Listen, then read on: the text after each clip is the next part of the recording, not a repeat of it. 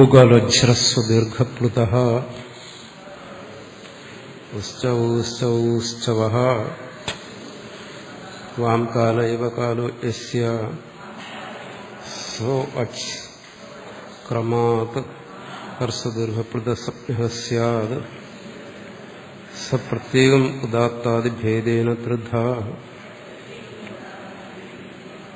ഉച്ചൈരുദാത്തഃ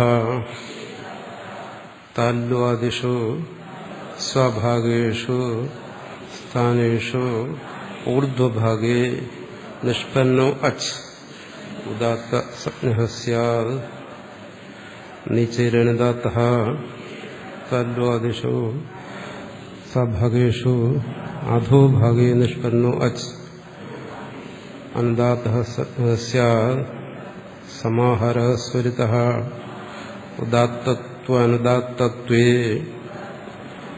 വർണ്ണധർമ്മേ യസ്മിൻ സമാഹ്രിയേതേ സ അച്ച് സ്വരിതസംജ്ഞഃ സ്യാത്. ആ മൂന്നിന്റെയും ഇവിടത്തെ എഴുതി വെച്ചോ, അത് മനസ്സിലാവും. ഉഗാലോച്ഛ്രസ്വദീർഘപ്ലുതഃ എന്നുള്ളതാണ് കഴിഞ്ഞ ദിവസം വിശദീകരിച്ചത്. അപ്പൊ ഈ പ്രകടനത്തിൽ പറയുന്ന എല്ലാ സൂത്രങ്ങളും അടുത്ത് സന്ധി ഇത് ആവശ്യമുള്ളതാണ്. അപ്പം അതിനു വേണ്ടിയിട്ടാണ് ഇവിടെ ഹ്രസ്വദീർഘപ്ലുത സംജ്ഞ വിധിച്ചത്. അപ്പോൾ ഈ സൂത്രത്തിൽ നിന്ന് നമ്മൾ മനസ്സിലാക്കേണ്ട കാര്യം ഇത്രയേ ഉള്ളൂ. എന്താണ്? സ്വരത്തിന് ഹ്രസ്വം, ദീർഘം, പ്ലുതം ഇങ്ങനെ മൂന്ന് സംജ്ഞയുണ്ട്, മൂന്ന് പേരുണ്ട്. ഒരു മാത്രയിൽ ഉച്ചരിച്ചാൽ ഹ്രസ്വം, രണ്ട് മാത്രയിൽ ഉച്ചരിച്ചാൽ ദീർഘം, മൂന്ന് മാത്രയിൽ ഉച്ചരിച്ചാൽ പ്ലുതം. ഇതാണ് നമ്മൾ മനസ്സിലാക്കേണ്ടത്. ഇതിന്റെ ആവശ്യമാണ്. ഇത്രയും മനസ്സിലാക്കിയവർക്ക് മുന്നോട്ട് പഠിച്ചു പോകാം. പിന്നെ അതിന്റെ താഴെ എഴുതിയിരിക്കുന്ന കാര്യങ്ങൾ എല്ലാവർക്കും മനസ്സിലാകത്തില്ല. കുറച്ചത് പഠിച്ച് കുറച്ച് സന്ധി സമാസങ്ങളുമായിട്ടൊക്കെ പരിചയമുള്ളവർക്ക് അത് മനസ്സിലാകത്തുള്ളൂ. അത് മനസ്സിലായില്ല എന്ന് വിചാരിച്ച് നിരാശപ്പെടേണ്ട കാര്യമില്ല. മുമ്പോട്ട് ചെല്ലുമ്പോൾ അത് വ്യക്തമാവും. അപ്പോൾ ഓരോ സൂത്രത്തിലും അങ്ങനെയുണ്ട്. അത്യാവശ്യം മനസ്സിലാക്കേണ്ട കാര്യങ്ങളുണ്ട്, വിശദമായി മനസ്സിലാക്കേണ്ട കാര്യങ്ങളുണ്ട്. അത്യാവശ്യം മനസ്സിലാക്കേണ്ട കാര്യങ്ങൾ മനസ്സിലാക്കിയാൽ തന്നെ നമുക്ക് മുമ്പോട്ട് പോകാം, പഠിച്ചു പോകാം. അതിന് തടസ്സമൊന്നും വരത്തില്ല. പിന്നെ സമാസമൊക്കെ പഠിക്കുമ്പോൾ അത് വ്യക്തമാകും. പിന്നെ അതിൽ ചിലർക്കുള്ള സംശയങ്ങൾ, ആർക്കും തോന്നാമെന്നുള്ള സംശയങ്ങളാണ്. ഇപ്പൊ ഊ കാലഹ എന്ന് പറയുന്നിടത്ത് ഊ എന്ന് പറയുന്നത് എങ്ങനെയാണ് ഒരു പദമാകുന്നത്? പദം എന്ന് പറഞ്ഞാൽ നമ്മൾ സാധാരണ കേട്ടിരിക്കുന്നത് രാമഹ കൃഷ്ണഹ എന്നൊക്കെ പറഞ്ഞാലാണ് പദം. ഊ എങ്ങനെ പദമാകുന്നു? കാരണം ആ ഈ ഉ എന്ന് പറയുന്നതാണ്. അപ്പോൾ അത് നമ്മൾ അടുത്ത് പദങ്ങളെ കുറിച്ച് പഠിക്കുമ്പോൾ വ്യക്തമായി മനസ്സിലാക്കും. എന്നാലും നമ്മൾ മനസ്സിലാക്കേണ്ട കാര്യം, നമുക്ക് ഏതൊരു ശബ്ദത്തെയും പദമാക്കാം. അതിന് ഒരക്ഷരമോ രണ്ടക്ഷരമോ ഏതോ ആയിക്കൊള്ളട്ടെ. അപ്പോൾ ഒരു ശബ്ദത്തെ പദമാക്കുന്നതിന് അതിനെ അനുകരിച്ചാൽ മതി. അപ്പോൾ അനുകരണമായ ശബ്ദങ്ങളെ ഏതിനെയും പദമാക്കാം. ഇതൊരു സാമാന്യ നിയമം പറയണം. അതായത് ഇപ്പോൾ ഞാൻ ഇങ്ങനെ ഒരു ശബ്ദം ഉണ്ടാക്കി, ഒരാൾ ഈ എന്ത് ശബ്ദം ഉണ്ടാക്കിയത്?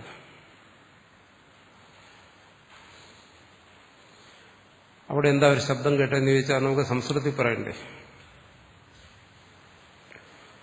അപ്പോൾ ഈ കേട്ട ശബ്ദത്തിനെ നമ്മൾ ഭാഷയിൽ പ്രയോഗിച്ചാലേ പറ്റും. ഭാഷയിൽ പ്രയോഗിക്കണമെങ്കിൽ അതിനൊരു പദമാക്കണം. അപ്പോൾ അതെങ്ങനെ പദമാക്കും? ഇതിനെ അനുകരിക്കും. എന്തായാലും ഇങ്ങനെ ഒരു ശബ്ദത്തെ നമുക്ക് പറയാൻ ഭാഷയില്ല. എന്ത് ഭാഷയിൽ പറയും? അപ്പോൾ ഞാനിപ്പോൾ പറയും, ഞാനതിനെ അനുകരിക്കുന്ന എങ്ങനെയായിരിക്കും? ടപ്പ്, അങ്ങനെ ഒരു ശബ്ദം കേട്ടെന്ന് പറയും.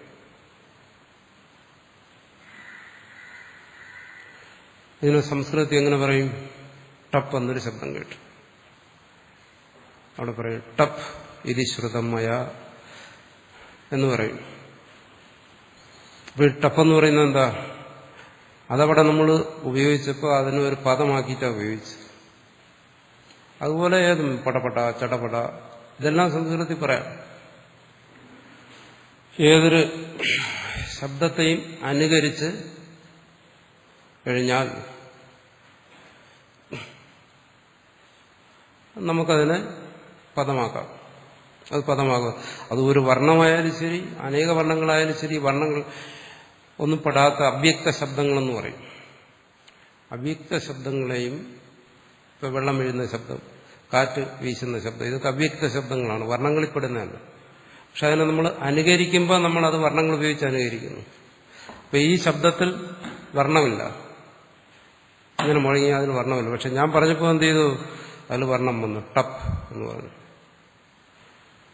അപ്പൊ അനുകരണമാണ്. അനുകരിച്ചാൽ എന്ത് ചെയ്യാം? അതിന് പദമാക്കാം. അപ്പൊ ടപ്പ് ഇതി എന്ന് പറയുന്നിടത്ത് ടപ്പ് എന്ന് പറയുന്നത് എന്താണ്? അതൊരു പദമാണ്. എന്തുകൊണ്ട്?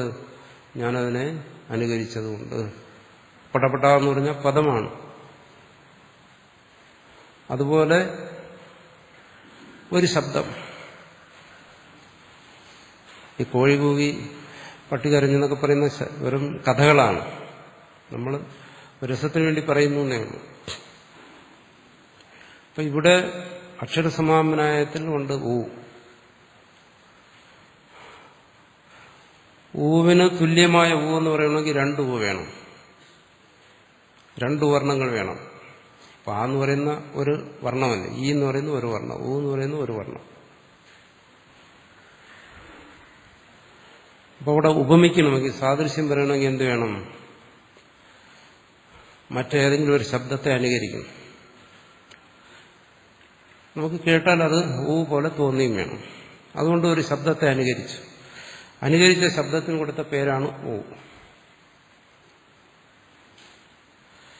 എന്നുവെച്ചാൽ അത് സ്വരത്തിലെ ഊ അല്ല, ഒരു അനുകരണ ശബ്ദം. ഞാനിപ്പോൾ ടപ്പെന്ന് പറഞ്ഞതുപോലെ. വാസ്തവത്തിൽ ടപ്പാണോ ആ ശബ്ദം? അല്ല, അതിൽ വർണ്ണങ്ങളില്ലല്ലോ. കോഴിക്കൂന്ന് വ്യാകരണം പഠിച്ചിട്ടാണോ? അല്ലല്ലോ. അതിന്റെ വായിൽ നിന്ന് വരുന്ന ശബ്ദം ഊ ആണോ? അല്ല. പക്ഷെ ആ ശബ്ദത്തെ അനുകരിച്ചു, അത്രയേ ഉള്ളൂ. ഊ എന്ന് തോന്നുന്നു. അനുകരിച്ചു കഴിഞ്ഞാൽ അത് പദമാക്കാം. അപ്പോൾ അത് ഊ എന്ന് പറയുന്ന ഒരു പദം കിട്ടി അവിടെ.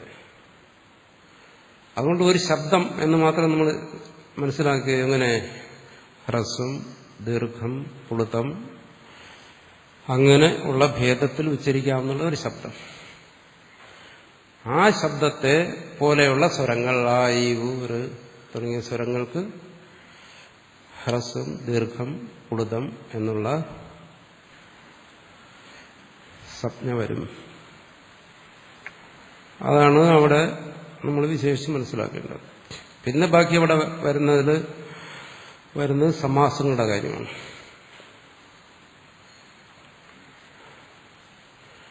അത് വ്യക്തമായി മനസ്സിലാക്കണമെങ്കിൽ മുമ്പോട്ട് പോയാലേ പറ്റും. പക്ഷെ ഈ ഒരു സൂത്രം വായിക്കുമ്പോൾ ആ സൂത്രത്തിന്റെ അർത്ഥം നമുക്ക് വ്യക്തമായി ധരിക്കാമെന്നുണ്ടെങ്കിൽ നമുക്കത് പിന്നെ മനഃപ്പാഠം ചെയ്യേണ്ട ആവശ്യം വരത്തില്ല. മനസ്സിൽ ആ ശബ്ദം അങ്ങ് പതിയും. അതുപോലെ തന്നെ ഈ വൃത്തി വായിക്കുമ്പോൾ ഉത്സവ എന്നുള്ള ആ വായിക്കുമ്പോൾ അതിന്റെ അർത്ഥം നമുക്ക് മനസ്സിലാകുകയാണ്. ഇത് വർണ്ണത്തെ പറയുകയാണ്. അത് അനുകരിച്ച ശബ്ദമായിക്കൊള്ളട്ടെ,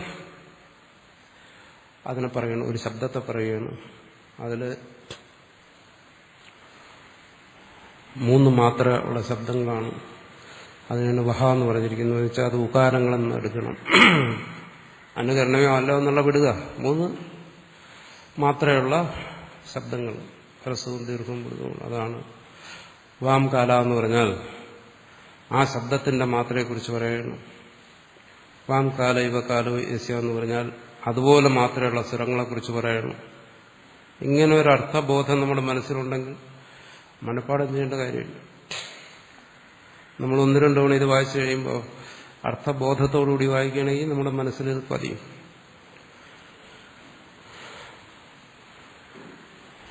അതുകൊണ്ടാണ് ഇത് വിശദീകരിക്കുന്നത്. ഇത് വിശദീകരിക്കുമ്പോൾ തന്നെ അറിയാം ഇത് സമാസമൊന്നും പഠിച്ചിട്ടില്ലാത്തവർക്ക് ഇത് മനസ്സിലാകത്തില്ല എന്നറിയാം. പക്ഷെ മനസ്സിലാകുന്നവർക്ക് കൂടുതൽ പ്രയോജനം ചെയ്യും. അല്ലാത്തവർക്ക് നിരാശപ്പെടേണ്ട കാര്യമില്ല. മുമ്പോട്ട് ചെല്ലുമ്പോൾ അത് വ്യക്തമാകും. അത്യാവശ്യം മനസ്സിലാക്കേണ്ട കാര്യം മനസ്സിലാക്കുക. ഹ്രസ്വം എന്താണ്, ദീർഘം എന്താണ്, പ്ലതം എന്താണ്. അപ്പം മുമ്പ്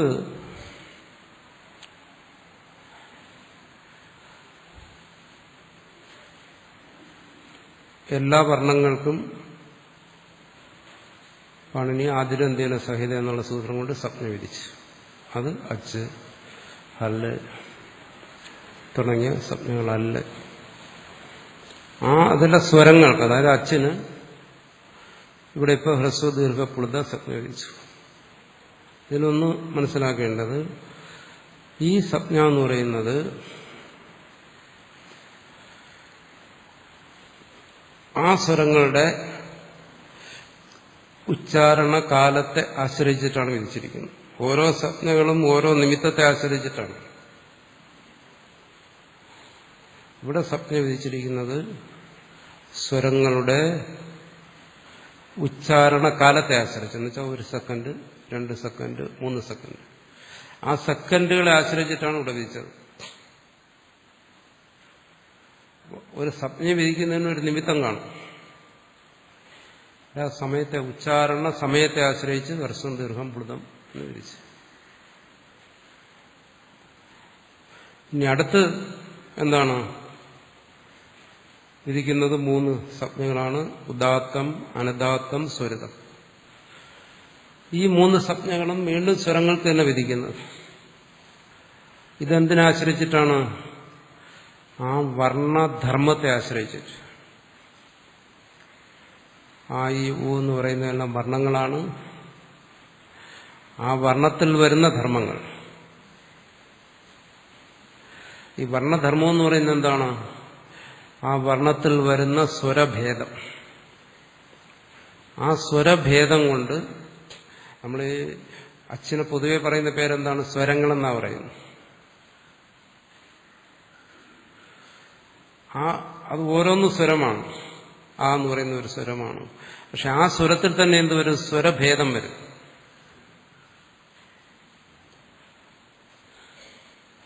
ആ സ്വരഭേദത്തെ ആശ്രയിച്ചിട്ടാണ്. സംഗീതം പഠിച്ചിട്ടുള്ളവർക്കറിയാമല്ലോ എങ്ങനെയാണ് സ്വരഭേദം വരുന്നത്. അതുപോലെ അതിന്റെ മൂലരൂപമാണിത്. ഇതിൽ നിന്നാണ് സംഗീതം ഉണ്ടായത്. അപ്പോൾ ഈ ആ എന്ന് പറയുന്ന ആ വർണ്ണത്തിൽ എന്ത് വരുന്നു? സ്വരഭേദം വരുന്നു. ആ സ്വരഭേദം കൊണ്ട് ആ വർണ്ണത്തിന് പേര് കൊടുക്കുകയാണ്. ഇത് ഉദാത്തമാണ്, ഇത് അനുദാത്തമാണ്, ഇത് സ്വരിതമാണ് എന്ന്. ഇവിടെ ഒരു കാര്യം നമ്മൾ മനസ്സിലാക്കണം. ഇവിടെ ഉദാത്തം, അനുദാത്തം, സ്വരിതം എന്ന് പറയുന്നത് സംജ്ഞകളാണ്, പേരുകളാണ്. അപ്പോൾ ഈ സംജ്ഞയെ ആശ്രയിച്ച് ചെയ്യുന്ന കാര്യങ്ങൾ, അതിനാണ് സ്വരപ്രക്രിയ എന്ന് പറയുന്നത്. നമ്മൾ പഠിക്കുന്ന ഈ ഗ്രന്ഥത്തിൽ ലഘുസിദ്ധാന്തകൗമുദിയിൽ സ്വരപ്രക്രിയയില്ല. അതുകൊണ്ട് തന്നെ നമുക്കിതിന്റെ ആവശ്യം വരത്തില്ല ഒരിടത്തും. പിന്നെ പൊതുവെ സാമാന്യമായി ഭാഷയെക്കുറിച്ചൊരു ജ്ഞാനം ഉണ്ടാകുന്നതാണ്. എന്നുവെച്ചാൽ സ്വരങ്ങൾക്ക് ഇങ്ങനെ ഉദാത്തം, അനുദാത്തം, സ്വരിതം എന്നുള്ളൊരു അറിവിന് വേണ്ടി മാത്രമാണ് ഈ സൂത്രത്തോടെ എടുത്ത് കാണിച്ചിരിക്കുന്നത്. അല്ലാതെ വ്യാകരണ പ്രക്രിയയ്ക്ക് ഉപയോഗിക്കാൻ വേണ്ടിയിട്ടല്ല. അത് അഷ്ടാധ്യായി പഠിക്കുമ്പോൾ അവിടെ അത് ഉപയോഗിക്കും. അതുകൊണ്ട് ഇതിനെക്കുറിച്ചും ആരും വ്യാകുലപ്പെടേണ്ട കാര്യമില്ല. ഇങ്ങനെ ഉണ്ട് എന്ന് മാത്രം അറിഞ്ഞിരുന്നാൽ മതി. എന്നാൽ ഈ ഉദാത്തം, അനുദാത്തം, സ്വരിതം എന്ന് കേൾക്കുമ്പോൾ നമുക്കൊരു ജിജ്ഞാസ ഉണ്ട്. എന്താ അത്? അപ്പം അത് മനസ്സിലാക്കാൻ വേണ്ടി മാത്രം വിശദീകരിക്കാം. നമ്മൾ അതിനെക്കുറിച്ചൊന്ന് ധാരാളം കേൾക്കുന്ന ശബ്ദമാണ്. ഈ എങ്ങനെയാണ് ഈ സ്വരഭേദം വരുന്നതെന്ന് നമ്മളൊന്ന് അറിഞ്ഞിരിക്കണം. കാരണം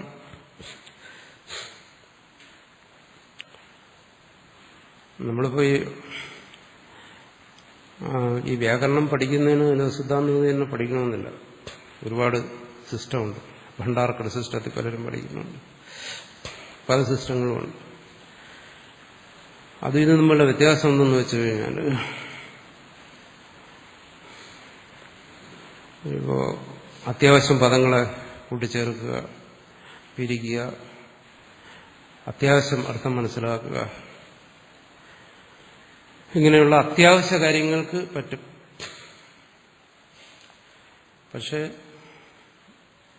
ഗൗരവമുള്ള ഗ്രന്ഥങ്ങളൊന്നും വായിക്കാനോ മനസ്സിലാക്കാനോ ഒന്നും അതുകൊണ്ടൊന്നും പറ്റത്തില്ല. സംസ്കൃത ഭാഷയെക്കുറിച്ചുള്ള ശരിയായ ഒരു ജ്ഞാനം അതിൽ നിന്ന് കിട്ടത്തില്ല. അതിൽ നിന്നുള്ളതല്ല. ഈ സംസ്കൃത സാഹിത്യം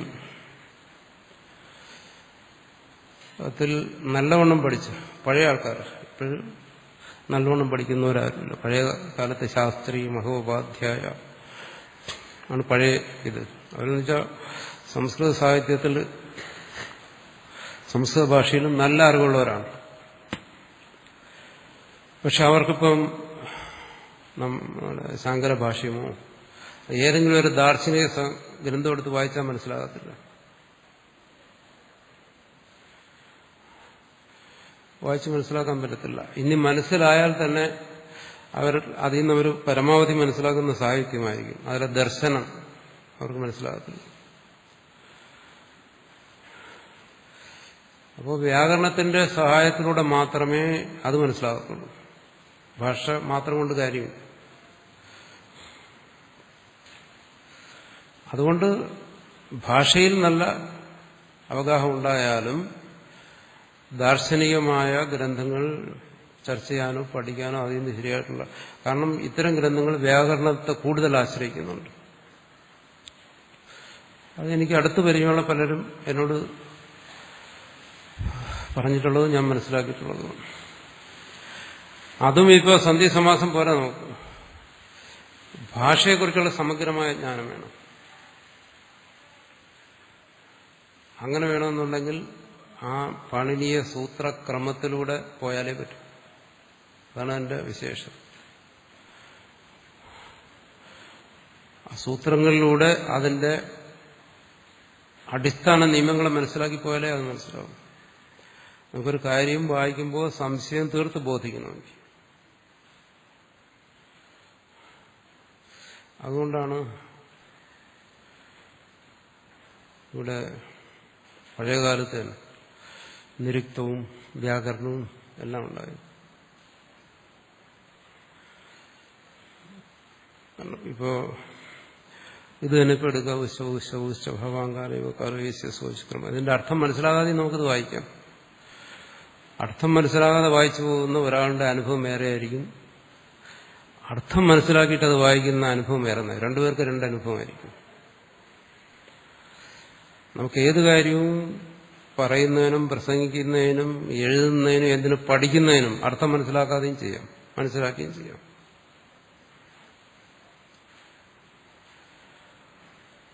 അപ്പോൾ അത് അർത്ഥം മനസ്സിലാക്കി പോവുക എന്ന് പറയുന്നു. അതിന് കാരണം അതങ്ങനെ വേണ്ടിവന്ന എന്ത്? കാരണം ഈ അഷ്ടാധ്യായിയെ പിന്തുടർന്നാണ് ബാക്കിയുള്ളവർ ഇത്തരം ഗ്രന്ഥങ്ങൾ എഴുതിയത്. അതുകൊണ്ടാണത് വേണ്ടി വരുന്നത്.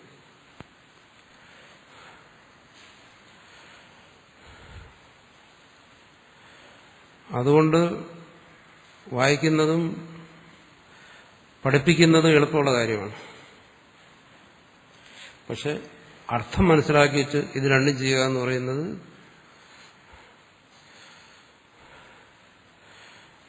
അത് പരിശ്രമം ആവശ്യമാണ്. ഇത് ഇപ്പോഴല്ല, വളരെ നമ്മളീ പാണിനിയുടെ വ്യാകരണം ഉണ്ടാക്കുന്നതിനും ഒരു 600 വർഷം, ചിലർ 600, 800 എന്നൊക്കെ പറയുന്നു. എന്തായാലും ഒരു 3000 വർഷം മുമ്പാണ് നിരുക്തം, യാസ്കൻ നിരുക്തം എഴുതിയത്. അതിനു മുമ്പാണ് നിഘണ്ടു. നിഘണ്ടു എന്ന് പറയുന്നത് കുറെ ശബ്ദങ്ങളെ മാത്രം അവിടെ പറഞ്ഞു. പിന്നെ അതിനെ വ്യാഖ്യാനിച്ചാണ് നിരുക്തം നിഘണ്ടുകാരൻ ആരാണെന്നുള്ളത് വ്യക്തതയില്ല. പല പേരും പറയുന്നുണ്ട്. കശ്യപനാണെന്ന് പറയുന്നു, വേറെ പലരുടെയും പേര് പറയുന്നു. പക്ഷെ നിരുക്തം എന്ന് പറയുന്ന ആൾ നിരുക്തം എന്ന് എഴുതിയത് യാസ്കനാണ്. എന്തുകൊണ്ടാണ് അങ്ങനെ ഒരു ആവശ്യം വന്നത്? കാരണം വേദം എന്ന് പറയുന്നത് പറഞ്ഞവരാരും നിരുക്തവും പാണിനിയും ഒന്നും പഠിച്ചിട്ടല്ല പറഞ്ഞത്. പക്ഷെ അത് മനസ്സിലാക്കാൻ കഴിയാതെ വന്നു പിൽക്കാലത്ത്. അപ്പോൾ അതിലെ ഓരോ പദങ്ങൾക്കും വ്യാഖ്യാനം വേണ്ടി വന്നു. അപ്പോഴാണ് യാസ്കൻ നിരുക്തത്തെ എഴുതിയത്. അവിടെയാണ് ആദ്യമായിട്ട് ഈ ശബ്ദാർത്ഥ ബന്ധത്തെക്കുറിച്ച് ആദ്യമായി ചർച്ച ചെയ്യുന്ന ആധികാരികമായ ചർച്ച അവിടെയാണ്.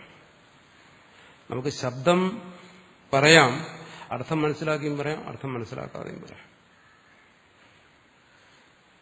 യദാധീതം അവിജ്ഞാതം നിഗതേനൈവ ശബ്ദയതേ.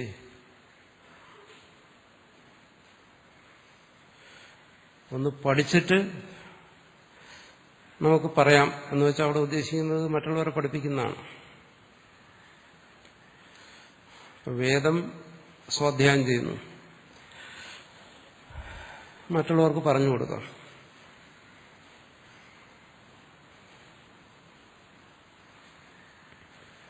അതാണ് അധീതം, പഠിക്കുക എന്ന് പറയും. പഠിക്കുക എന്ന് പറഞ്ഞു കഴിഞ്ഞാൽ അത് അർത്ഥം മനസ്സിലാക്കണമെന്നില്ല, അവിജ്ഞാതമായും പഠിക്കാം ഏത് കാര്യം.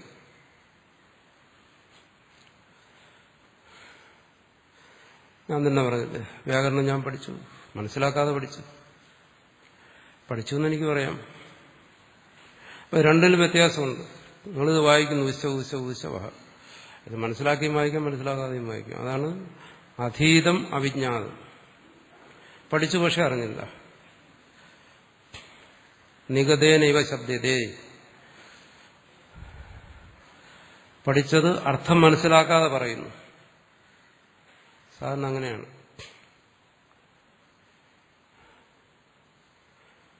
ഇത്തരം പുസ്തകങ്ങളൊക്കെ വായിച്ചിട്ട് ആൾക്കാർ മനസ്സിലാക്കാതെയും നോക്ക് മറ്റുള്ളവർക്ക് പറഞ്ഞു കൊടുക്കാം, പുസ്തകം എഴുതാം, പ്രസംഗിക്കാം, മനസ്സിലാക്കണമെന്നൊന്നുമില്ല.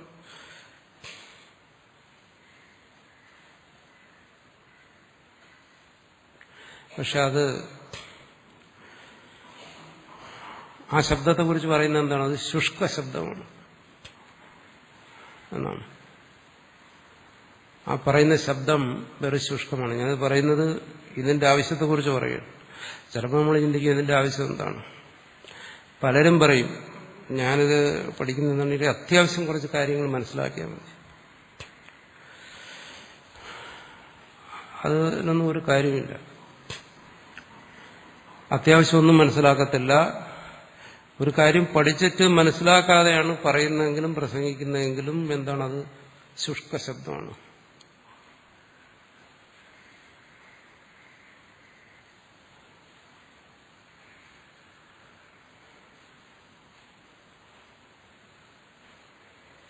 അതിനെക്കുറിച്ച് പറയുന്നു.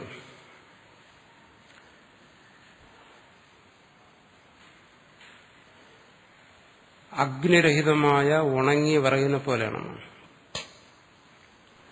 ഒരു ശബ്ദം നമ്മൾ പറയുന്നത്, എഴുതുകയോ പറയുകയോ പ്രസംഗിക്കുകയോ ചെയ്യുന്നത്, ആ ശബ്ദം എന്ന് പറയുന്നത് അനഗ്നോ ഇവ ശുഷ്കേധ,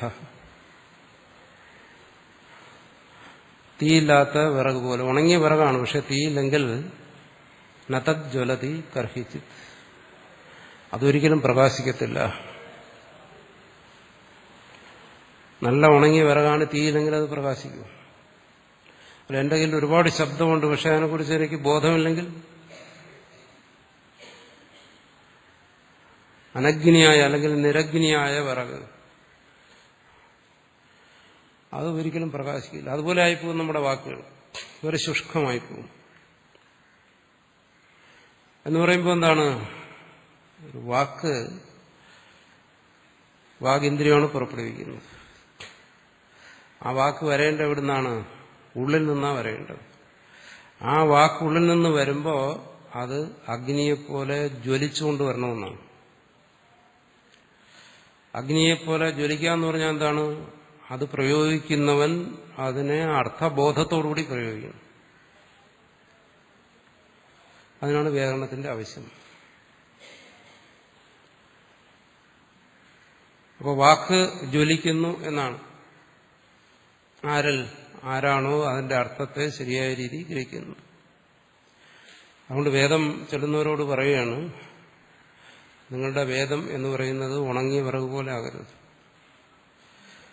ആ വേദം ചൊല്ലുമ്പോൾ എന്ത് ചെയ്യണം? ആ വേദം ജ്വലിക്കണം, പ്രകാശിക്കണം അർത്ഥബോധത്തോടുകൂടി. അതുകൊണ്ട് നിരുക്തം അറിഞ്ഞിരിക്കണം. എന്നുവെച്ചാൽ ആ ഓരോ പദങ്ങളുടെ അർത്ഥത്തെ ശരിക്കും ധരിച്ചിരിക്കണം.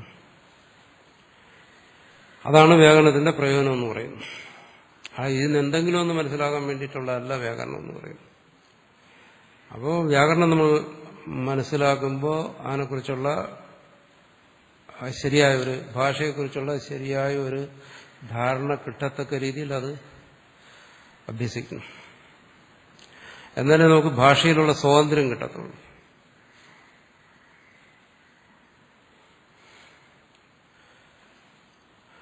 അതുകൊണ്ട് ഞാനീ പറഞ്ഞു വന്നത്, നമ്മൾ സൂത്രം വായിക്കുമ്പോഴും അർത്ഥം വായിക്കുമ്പോഴും അർത്ഥബോധത്തോടുകൂടി വായിച്ചു കഴിഞ്ഞാൽ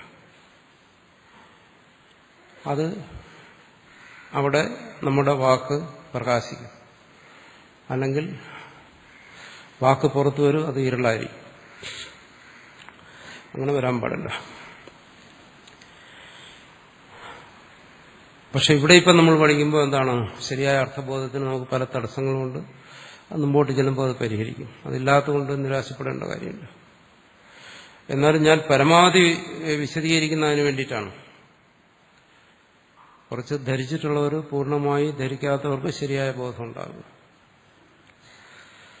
പിന്നെ നമ്മുടെ അഭ്യാസം കൊണ്ട് അതിന്റെ പ്രകാശം വർദ്ധിച്ചുകൊണ്ടേയിരിക്കും. അത് നമ്മുടെ അഭ്യാസം കൊണ്ട്. എന്റെ വാക്കുകളെല്ലാം പൂർണ്ണമായി സൂര്യനെ പോലെ പ്രകാശിക്കുന്നു എന്ന് ഞാൻ പറയുന്നില്ല. എത്രമാത്രം അഭ്യസിക്കുന്നു അതിനനുസരിച്ച് അത് പ്രകാശിക്കും. അഭ്യാസത്തെ അത് അപേക്ഷിക്കുന്നു. ഇവിടെ പറയുന്നത് എന്താണ്? സ. അടുത്ത് പറയുന്നു സ എന്ന് വെച്ചാൽ അച്ച്. ഇതുവരെ പറഞ്ഞ അച്ച് പ്രത്യേകം ഓരോന്നും എന്ന് വെച്ചാൽ ആ, ഈ, ഉ ഇതോരോന്നും എന്ന് മാത്രം പറഞ്ഞാലും പോരാ. ഹർസ്വ ആ, ദീർഘ ആ, പുളുത്ത ആ, ഇത് ഓരോന്നും എന്ന് മനസ്സിലാക്കണം. കാരണം ഇപ്പം നമ്മുടെ കയ്യിൽ വെറും ആയല്ലേ ഉള്ളത്. ഇപ്പം നമ്മുടെ കയ്യിൽ ഹ്രസ്വ ആ, ദീർഘ ആ, പുളുത്ത ആ, ഇത് ഓരോന്നും പ്രത്യേകം ഉദാത്താദി ഭേദേന ധൃത. ഓരോന്നും ഉദാത്തം, അനുദാത്തം, സ്വരിതം എന്നിങ്ങനെ ത്രിധ 3 പ്രകാരത്തിൽ ഉണ്ട്. ഇവിടെയും നമ്മൾ മനസ്സിലാക്കണം. ഈ ഉദാത്ത അനുദാത്ത ഇങ്ങനെ ഇത്രയും ഭേദങ്ങളൊക്കെ പറയുന്നത് നമുക്കിവിടെ ഉപയോഗമുള്ള കാര്യങ്ങളല്ല. പാണിനിയുടെ ശിക്ഷയിൽ ഈ കാര്യങ്ങളെല്ലാം ഈ സ്വരഭേദങ്ങളും മറ്റുമൊക്കെ വിശദമായി പറഞ്ഞിരിക്കുന്നു. അതുകൊണ്ട് നമുക്കൊരു സാമാന്യ ജ്ഞാനത്തിന് വേണ്ടി പറയുന്നു എന്നേ ഉള്ളൂ. നമ്മൾ മുമ്പോട്ട് സന്ധിയും ബാക്കിയുള്ള കാര്യങ്ങളൊക്കെ പഠിക്കുമ്പോൾ നമുക്ക് ആവശ്യമായി വരുന്ന പ്രധാനമായിട്ട് 2 കാര്യമാണ്, ഹ്രസ്വവും ദീർഘവും. അതാണ് അറിഞ്ഞിരിക്കേണ്ടത്. പുളുതവും വളരെ അപൂർവമായിട്ടേ ഉള്ളൂ. പിന്നെ വരുന്നത് അനുനാസികം. ബാക്കി ഇവിടെ ഒരുപാട് വിശദീകരിച്ച് പറയുന്നൊന്നും നമ്മുടെ അടുത്ത് വരുന്ന പ്രക്രിയകളിലൊന്നും ആവശ്യമുള്ളതോ ഉപയോഗമുള്ളതോ അല്ല. നമ്മളിത് അറിഞ്ഞിരിക്കണമല്ലോ, ഉദാത്തം അനുദാത്തം എന്നെല്ലാം പറഞ്ഞു കഴിഞ്ഞാൽ. അത് ഞാൻ പറഞ്ഞ ഒരു സമഗ്രമായ ജ്ഞാനത്തിന് വേണ്ടി ഇവിടെ പറയുന്നു. അതിൽ ഉദാത്തം അനുദാത്തം എന്ന് പറയുന്ന ഈ ഭേദം വരുന്ന ഇവിടെയാണ് മനസ്സിലാക്കണം. വർണ്ണത്തിലാണ്, സ്വരത്തിലാണ്. അത് വർണ്ണധർമ്മമാണ്.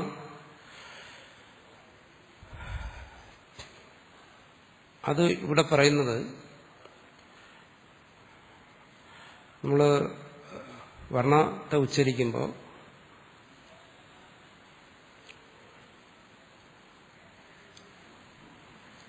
ഉച്ചരിക്കുക എന്ന് പറഞ്ഞു കഴിഞ്ഞാൽ നമ്മൾ ആ ബ്രഹ്മസൂത്രത്തിൽ ചർച്ച ചെയ്തതാണ് വിശദമായിട്ട്.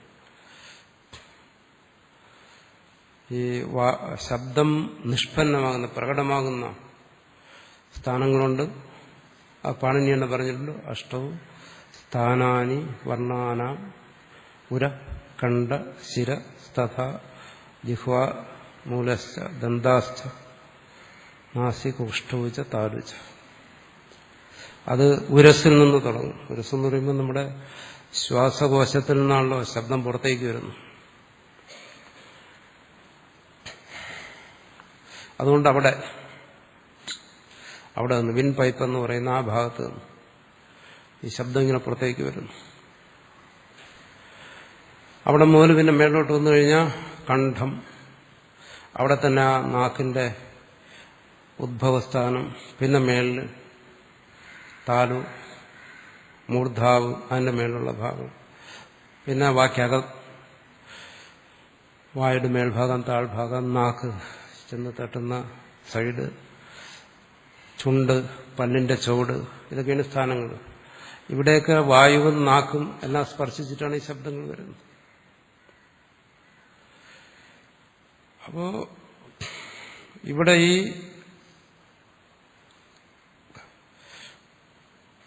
പ്രക്രിയ ഉള്ളിൽ നടക്കുമ്പോൾ നാവിന്റെ ചലനവും ഉള്ളിലുള്ള മാംസപേശികളുടെ ചലനവും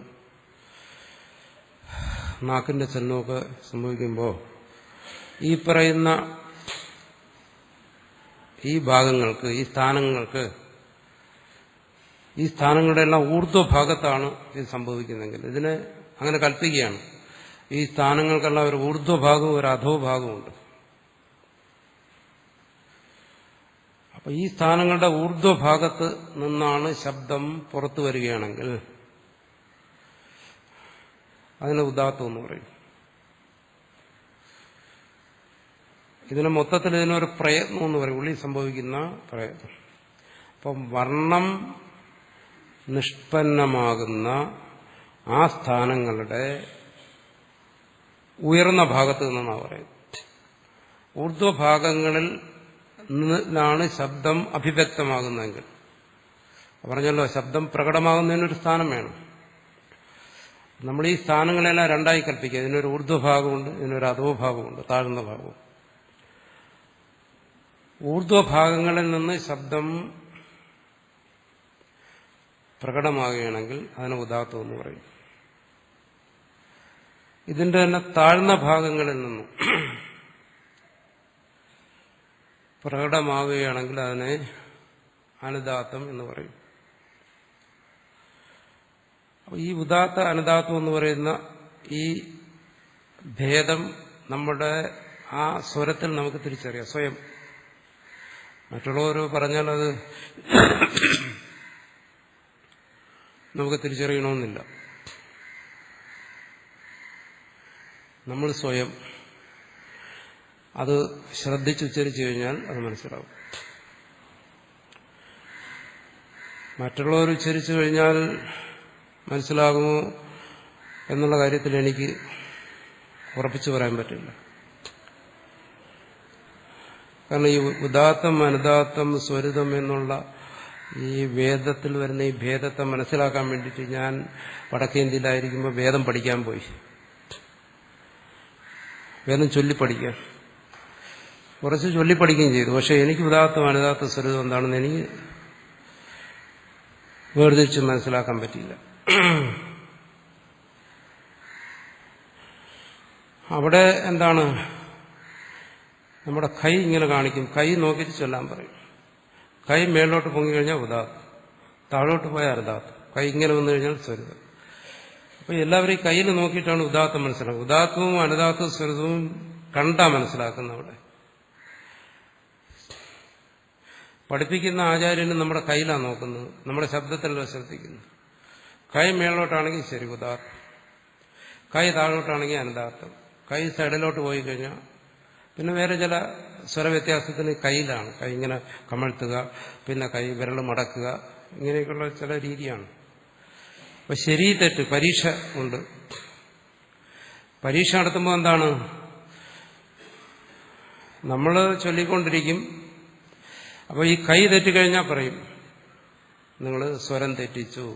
വാസ്തവത്തിൽ നമ്മൾ സ്വരം അല്ല തെറ്റിച്ചു, കയ്യാ തെറ്റിച്ചത്.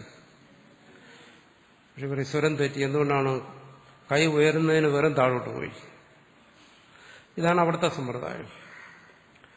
ഈ കയ്യിലുള്ള വ്യത്യാസമല്ലാതെ സ്വരത്തിൽ യാതൊരു വ്യത്യാസവും എനിക്ക് മനസ്സിലായിട്ടില്ല. വേദം ചൊല്ലിപ്പഠിപ്പിക്കുന്ന ആ സമ്പ്രദായത്തിൽ തന്നെയാണ്, ഇത് മനസ്സിലാക്കാൻ വേണ്ടി തന്നെയാണ് ഞാൻ പോയി പഠിച്ചത്. പക്ഷെ അത് മനസ്സിലാക്കാൻ പറ്റിയിട്ടില്ല. പിന്നെ ഇത് എനിക്ക് മനസ്സിലായത് എങ്ങനെയെന്ന് വെച്ച് കഴിഞ്ഞാൽ ഉച്ചൈരുദാത്ത നിജൈരനുദാത്ത സമാഹാരസ്വരിത എന്ന് പറയുന്നിടത്ത് ഭാഷ്യകാരൻ വ്യാഖ്യാനിച്ചിരിക്കുന്നത് പഠിച്ചപ്പോൾ അപ്പോഴാണ് എനിക്ക് മനസ്സിലായത് ഇതിലൊരു വ്യത്യാസമുണ്ടെന്ന്. പിന്നെ ദക്ഷിണേന്ത്യയിൽ ചൊല്ലുന്നിടത്ത് ഉദാത്ത അനുദാത്ത സ്വരിതം വ്യക്തമാകുമെന്ന് പറയുന്നു. പക്ഷെ അത് ഒരുപക്ഷെ കേട്ട് പരിചയിച്ചിട്ടില്ലാത്തതായിരിക്കും, നമുക്കത് വ്യക്തമാകുന്നില്ല. എനിക്ക് വ്യക്തമായിട്ടില്ല. പക്ഷെ സ്വയം ഉച്ചരിക്കുമ്പോൾ അത് വ്യക്തമാകുന്നുണ്ട്. ഉദാത്തത്തിന് ഭാഷകാരൻ എന്താ പറയുന്നത്?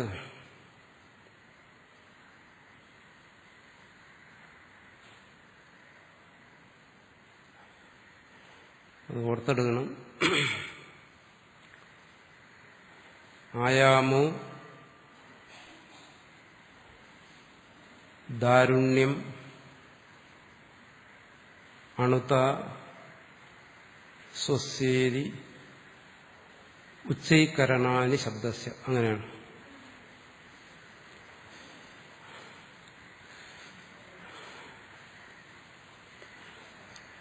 കാരണം ഞാൻ ഈ പഴയ കാര്യങ്ങൾ പലതും എന്റെ ഓർമ്മയിൽ നിന്നാണ് പറയുന്നത്.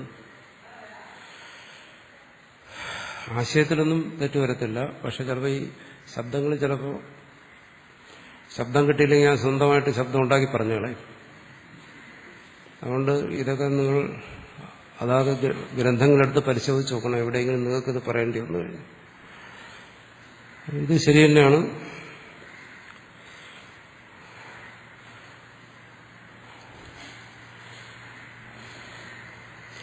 പിന്നെ ഒന്ന്,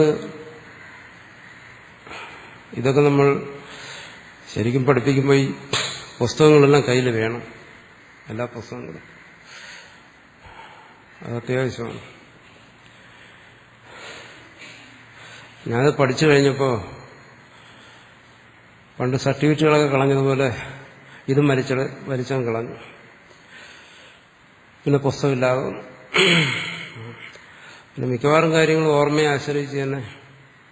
പിന്നെ ഈ അടുത്ത കാലത്താണ് ഞാൻ ഈ പുസ്തകങ്ങൾ വീണ്ടും, കാരണം ഓരോരുത്തരും സംശയം ചോദിക്കുമ്പോൾ ഓർമ്മയെ ആശ്രയിച്ച് പറയുന്നത് ശരിയല്ലല്ലോ. പുസ്തകങ്ങൾ നോക്കിയപ്പം പല പുസ്തകങ്ങളും കിട്ടാനുമില്ല. പിന്നെ കുറേയൊക്കെ എനിക്ക് കിട്ടിയത് നമ്മുടെ പൂനെയിലെ സ്വാമിയുടെ സഹായം കൊണ്ടാണ്. സ്വാമി കുറേ പുസ്തകങ്ങൾ എനിക്ക് ഇന്റർനെറ്റിൽ നിന്ന് എടുത്തതാണ്. പക്ഷെ ഇത് കിട്ടിയിട്ടില്ല, അന്വേഷിച്ചുകൊണ്ടിരിക്കുകയാണ്. അത് ശരിയാണ്.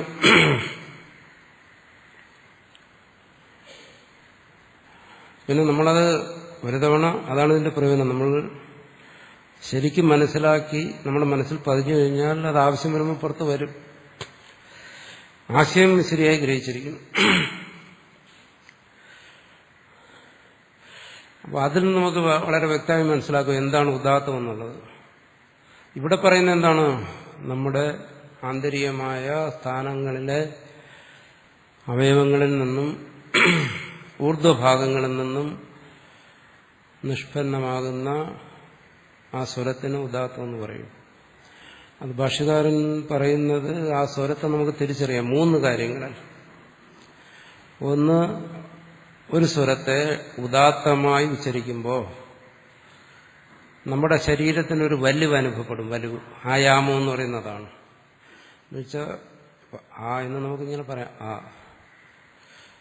അതിനെ അല്പം മാറ്റി ഉച്ചരിക്കുകയാണ്. മാറ്റം ഒരു പക്ഷെ കേൾക്കുമ്പോൾ നിങ്ങൾക്ക് തോന്നിയെന്നിരിക്കില്ല, പക്ഷെ എനിക്ക് തോന്നുന്നു. ഞാനതിനെ ആ എന്നുച്ചരിക്കുന്നു. സ്വരത്തിൽ വ്യത്യാസം, ഈ ശബ്ദം കൂടിയും കുറയും ചെയ്യുന്നതല്ല, എന്റെ ആന്തരികമായി എന്ത് മാറ്റം വരുന്നു എന്നനുസരിച്ചിട്ടാണ്. ആ എന്നുള്ള ശബ്ദത്തെ അല്പം മനസ്സിലെത്തി ഒരു ഉൾവലിവോടുകൂടി ആ എന്നുച്ചരിക്കുമ്പോൾ ഈ ഉള്ളിലെ ഈ ശബ്ദം നിഷ്പന്നമാകുന്ന ശരീരഭാഗങ്ങൾക്ക് ആയാമം വരുന്നു എന്നാണ്, വലിവ് വരുന്നു.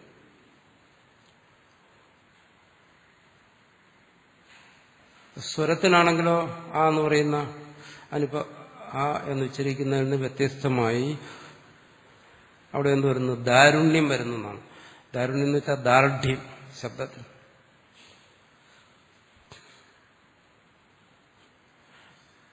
സാധാരണ നമ്മൾ പറയുന്നത് ഉദാത്തം എന്ന് പറഞ്ഞാൽ അങ്ങ് ഹൈ പിച്ചിൽ പോകുന്നതെന്നാണ്. അങ്ങനെയല്ല. കാരണം ഉപാംശു ഉച്ചാരണത്തിലും ഉദാത്തമുണ്ട്. ഉപാംശം എന്ന് വെച്ച് കഴിഞ്ഞാൽ നമ്മൾ മന്ത്രവും മറ്റും ചെയ്യിക്കുന്ന പോലെ ചുണ്ടുകൊണ്ട് ഉച്ചരിച്ചാലും അവിടെയുണ്ട് ഉദാത്തം. ഉച്ചത്തിൽ പറയുന്നിടത്ത് മാത്രമല്ല. ഈ ഞാൻ പഠിച്ചിടത്ത് വന്ന വ്യത്യാസം അതാണ്. അവിടെ ഉദാത്തം എന്ന് പറയുമ്പോൾ അവർ ഉച്ചത്തിൽ പറയുന്നതാണ്, നീട്ടി പറയും, എന്നിട്ട് പറയും ഇതാണ് ഉദാത്തം. പക്ഷെ അങ്ങനെയല്ല, ശബ്ദത്തിന് ദാർഢ്യമാണ് വരേണ്ടത്. അപ്പോൾ ഒന്നെന്താണ് ശരീരത്തിൽ വരുന്ന വ്യത്യാസം. ഇത് കുറേ സമയം ഇരുന്ന് അഭ്യസിച്ചു പോകണം, സമയമുണ്ടെങ്കിൽ. പിന്നെ നമ്മുടെ സ്വരത്തിൽ വരുന്ന ദാർഢ്യം, അതിനാണ് ദാരുണ്യം എന്ന് പറയുന്നത്. മൂന്നാമത് പറയുന്നത് എന്താണ്? അണുത എന്ന് പറയുന്നത് നമ്മുടെ കണ്ഠം ചുരുങ്ങണം ഉദാത്ത് ഉച്ചരിക്കുമ്പോൾ. അത് കണ്ഠത്തിൽ വരുന്ന, കാരണം ഈ ശബ്ദമെല്ലാം വരുന്നതിന്റെ മുഖ്യമായ സാധനം എന്ന് പറയുന്നത് ഈ കണ്ഠമാണ്. അപ്പോൾ നമുക്കറിയാമല്ലോ, നമ്മൾ ശകലം ശ്വാസത്തെ മേളിലൂടെ എടുത്തിട്ടാണ്. അതിപ്പോൾ സംഗീതം സരിഗമ പഠിച്ചിട്ടുള്ളവർക്കറിയാം, ആ ഓരോ സ്വരവും വരുമ്പോൾ ശരീരത്തിൽ എന്തൊക്കെ വ്യത്യാസങ്ങൾ വരുന്നു, സ്വരസ്ഥാനങ്ങളിൽ എന്തൊക്കെ വ്യത്യാസം വരുന്നു, അതവർക്ക് മനസ്സിലാവും. അതുപോലെ ഇവിടെയും കണ്ഠം ചുരുങ്ങും. കാരണം എന്തുകൊണ്ട്? മേളിൽ കൂടെ ശ്വാസം വരും. നേരെ മറിച്ച് അനുദാത്തത്തിലാണെങ്കിൽ നമ്മൾ ശബ്ദത്തെ താഴെ കൂടെ ഉച്ചരിക്കുന്നു. അപ്പോൾ അവിടെ കണ്ഠം വികസിക്കുകയാണ് ചെയ്യുന്നത്. അവിടെ വികാസമാണ് സംഭവിക്കുന്നത്. ഇത് വളരെ സൂക്ഷ്മമായ വ്യത്യാസമാണ്. വെറുതെ അല്ലല്ലോ പാണിനി തപസ് ചെയ്തെന്ന് പറഞ്ഞത്. എന്താണ്? ആയാമോ, ദാരുണ്യം, അണുത, സ്വസേരി, ഉച്ചൈക്കരാണി ശബ്ദസ്യ. ആ ശബ്ദത്തിൽ വരുന്ന ഉച്ചൈസ്തു, ഉച്ചൈരുദാത്ത എന്നല്ലേ പറയുന്നു. അത് വർണ്ണധർമ്മമാണ്. അത് നമ്മുടെ ഗാത്രത്തിൽ, ശരീരത്തില്, പിന്നെ സ്വരത്തില്, പിന്നെ കണ്ഠത്തില് എല്ലാം വരുന്ന വ്യത്യാസം കൊണ്ട് ശബ്ദത്തിൽ വരുന്ന ഒരു മാറ്റമാണ്. ഇതെല്ലാം മനസ്സിൽ കണ്ടുകൊണ്ട് വളരെ ശ്രദ്ധിച്ചെന്ന് ഉച്ചരിച്ചു കഴിഞ്ഞാൽ അങ്ങനെ ഒരു മാറ്റം വരുന്നതായിട്ട് കാണാം. സംഗീതം പഠിക്കുന്ന പോലെ പഠിക്കണം, സ്വരസ്ഥാനങ്ങളൊക്കെ മനസ്സിലാക്കുന്നു. ഇതിന് നേരെ വിപരീതമാണ് അനുദാത്തം എന്ന് പറയുന്നത്.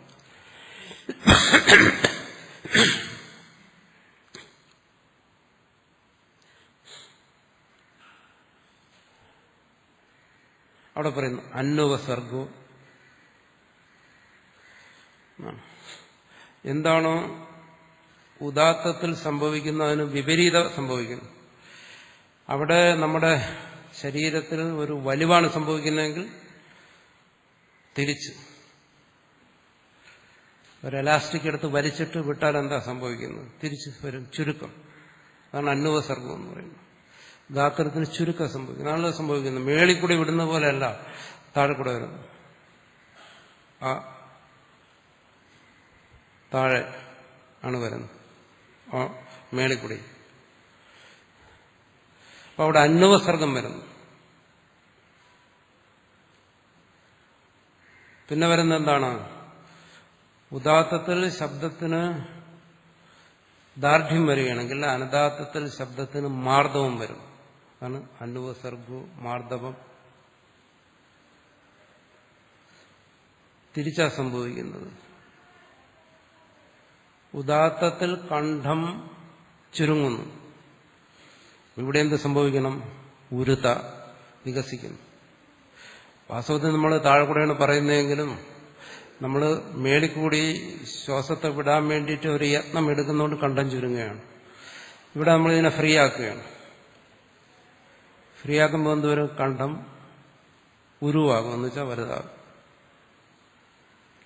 അതാണ് അന്നുവസർഗു മാർദ്ദവം ഉരുത്ത സ്വസ്യേരി നീചൈക്കരാണി ശബ്ദസ്യ. ഇപ്പൊ നീചൈർ അനുദാത്ത എന്ന് പറയുന്ന ശബ്ദത്തിൽ വരുന്ന അനുദാത്ത ധർമ്മം അങ്ങനെയാണ് വരുന്നത്. ഇതാണ് വ്യത്യാസം വരുന്നത്. ഇതൊന്നുമില്ല, നമ്മൾ ഫ്രീ ആയിട്ട് പറയണം. ഇതൊന്നുമില്ല അവിടെ പ്രത്യേകിച്ച് ഉള്ള പ്രയത്നങ്ങൾ സംഭവിക്കുന്നില്ല. എങ്ങനെ?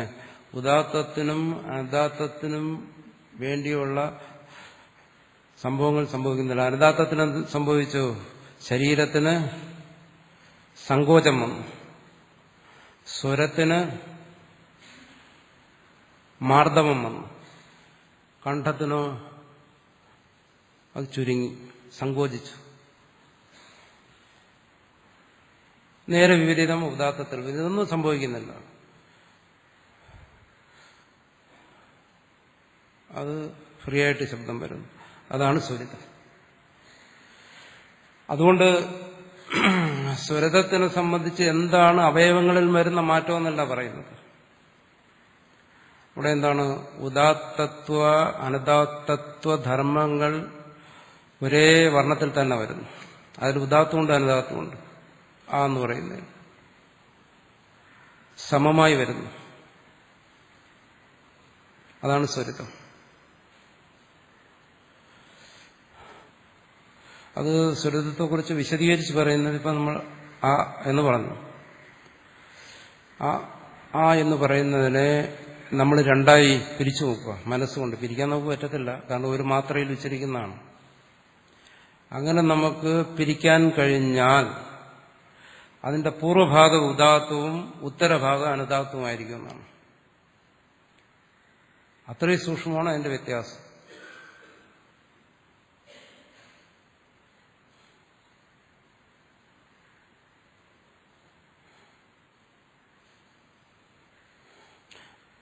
എന്ന് പറയുമ്പോൾ ഈ ഉദാത്ത അനുദാത്ത സ്വരിതങ്ങൾ അനുസരിച്ച് വേദം ചൊല്ലുക എന്ന് പറയുന്നത് എളുപ്പമുള്ള കാര്യമല്ല. കൈ ഇങ്ങനെ ആയത് അതുകൊണ്ടാണ്. ഇത് ചൊല്ലാൻ പ്രയാസമായതുകൊണ്ടാണ് കയ്യിൽ ഇങ്ങനെ കാണിക്കുന്നത്. പണ്ട് നമ്മുടെ ഇവിടെ മലയാളത്തിലാണെങ്കിൽ തല ഇങ്ങനെ തിരിക്കുമായിരുന്നു. മുമ്പിലിരിക്കുന്ന ഓത്ത് പഠിപ്പിക്കുമ്പോൾ മുമ്പിലിരിക്കുന്ന ബ്രഹ്മചാരിയുടെ തലയെ പിടിച്ചിങ്ങനെ തിരിച്ചിട്ടാണ് പഠിപ്പിച്ചുകൊണ്ടിരുന്നതെന്ന് പണ്ട്. അപ്പോൾ ശബ്ദത്തിലത് വരുത്താൻ പ്രയാസമാണ്. അത് പ്രയാസമായതുകൊണ്ടാണ് ഇത് കയ്യിലേക്ക് പോയത്. അതുകൊണ്ട് തന്നെ പണിനി തന്നെ പറഞ്ഞിട്ടുണ്ട്, യജ്ഞകർമ്മത്തിൽ വേദം ചൊല്ലുമ്പോൾ അപൂർവം ചില സ്ഥലങ്ങൾ ഒഴികെ വേറെടുത്ത് ഈ ഉദാത്ത അനുദാത്ത സ്വരിത ഭേദം വേണ്ട എന്ന് പ്രത്യേകം പറയുന്നുണ്ട്. ചില സാമമന്ത്രങ്ങളും മറ്റും ഉച്ചരിക്കുന്നിടത്തല്ലാതെ ചിലർ പറയും ഞങ്ങൾ യജ്ഞമൊക്കെ ചെയ്യുന്നതെല്ലാം ഉദാത്ത അനുദാത്ത സ്വരിത നിയമം അനുസരിച്ചാണ്. എന്തുകൊണ്ടാണ് ഇത്രയും പ്രയാസമുള്ള കാര്യം? ഇത് ആ കർമ്മത്തിൽ ശ്രദ്ധ വരുമ്പോഴത്തേക്ക് ഇത് വിട്ടുപോകും. ഇതിൽ ശ്രദ്ധ വന്നു കഴിഞ്ഞാൽ കർമ്മം പോകും. ഇത് പ്രത്യേകം പറഞ്ഞിട്ടുണ്ട്. യജ്ഞകർമ്മത്തിൽ ഇതിന്റെ ആവശ്യമില്ല. അല്പം ചുരുങ്ങിയ ചില സ്ഥലങ്ങളിൽ മാത്രമേ ഉള്ളൂ. അവിടെ പ്രത്യേകിച്ച് മാല എഴുതുന്ന ഇതിൽ ശ്രദ്ധിച്ച് ചൊല്ലുന്ന സ്ഥലത്ത് മാത്രം. എന്തായാലും ഇന്നത്തെ കാലഘട്ടത്തിൽ ഇത് മിക്കവാറും നഷ്ടമായിരിക്കണം. ഈ ഉദാത്ത അനുദാത്ത സ്വരിതം. ചിലർ പറയുന്നത് ഞങ്ങൾ ചൊല്ലുന്ന ഉദാത്ത അനുദാത്ത സ്വരിതമാണ്, നമ്മൾക്കത് വിശ്വസിക്കാനേ നിവൃത്തിയുള്ളൂ. തിരിച്ചറിയാൻ ഒരു വഴിയില്ല, കാരണം അത്രയും സൂക്ഷ്മമാണ്. പക്ഷെ ഒരു കാലത്ത് അത് ശ്രദ്ധിച്ചിരുന്നു എന്നുള്ളത് ഭാഷ്യകാരന്റെ ഈ ഇതിൽ നിന്ന് എന്താണ്? ആയാമു ദാരുണ്യം അണിത സ്വസ്യേതി ഉച്ചൈക്കരാണി ശബ്ദസ്യ അന്നോസർഗോ മാർദ്ദവം ഉരുതാ സ്വസ്യേതി നീചൈക്കരാണി ശബ്ദസ്യ എന്നിങ്ങനെയെല്ലാം പറഞ്ഞിരിക്കുന്നതുകൊണ്ട് നമുക്ക് മനസ്സിലാക്കാം ഇതിൽ ശരിക്കും അങ്ങനെ ഒരു സംഭവം ഉണ്ടായിരുന്നു എന്നുള്ള കാര്യം. അപ്പോൾ നമുക്കറിയാലോ, സംഗീതം ശരിക്കും പഠിച്ച ഒരാൾക്കല്ലേ വേറെ ആള് പറയുന്ന സായും വിരിയും ഒക്കെ തിരിച്ചറിയത്തുള്ളൂ. അല്ലാത്തവർക്ക് എന്താ? അതുപോലെ തന്നെ ഇത്.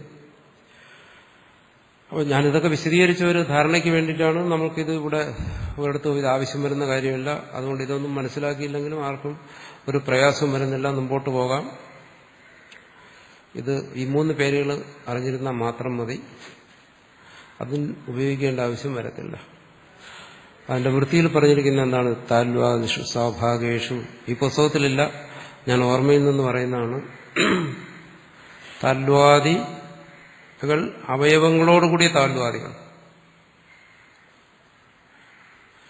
ആ താൽവാദികളിൽ താൽവാദിഷു സ്വാഭാഗേഷു ഊർധ്വഭാഗി, അതിന്റെ ഊർധ്വഭാഗത്തിൽ നിഷ്പന്നമായ അച്ച്, അവിടെ അഭിവ്യക്തമായ അച്ച് ഉദാത്ത സജ്ഞഹസ്യ. അതിന് ഉദാത്തം എന്ന സജ്ഞയുണ്ട്. അതിന്റെ നേരെ വിപരീതം അനദാത്തം.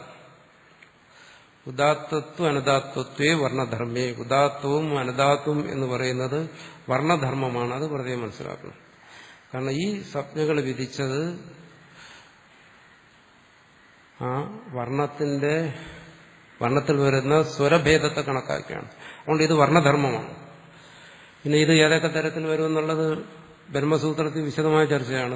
ധ്വനിയിൽ വരുന്ന ഭേദങ്ങൾ, അതല്ല ഇവിടെ ഇപ്പോൾ നമ്മൾ അത്രയൊന്നും പോകേണ്ട കാര്യമില്ല. ഉദാത്തത്വം അനദാത്തത്വം എന്ന് പേര് വരാൻ കാരണം അച്ച് ആ തുടങ്ങിയ വർണ്ണങ്ങളിൽ വരുന്ന സ്വരഭേദം കൊണ്ട്. അത് മനസ്സിലാക്കാനാണ് നേരത്തെ ഞാൻ ഭാഷ്യം പറഞ്ഞിട്ട് വിശദീകരിച്ചത്. ഉദാത്തത്വ അനദാത്വത്വേ വർണ്ണധർമ്മേ സമാഹ്രിയതേ യസ്മിൻ സ്വ അച്ച്.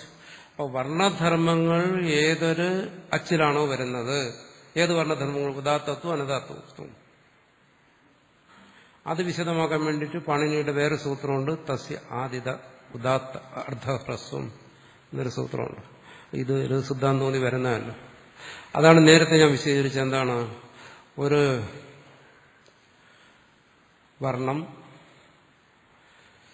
വേണമെങ്കിൽ എഴുതി കാണിക്കാം. ഇവിടെ ക്വ, ഇത് വേദത്തിൽ സ്വരിതത്തിൽ ഉപയോഗിക്കുന്ന ഒരു ശബ്ദമാണ് ക്വ. എഴുതാമോ? ക്വ. ചേർത്തെഴുതുമ്പോൾ ക്വ എന്ന് വരും.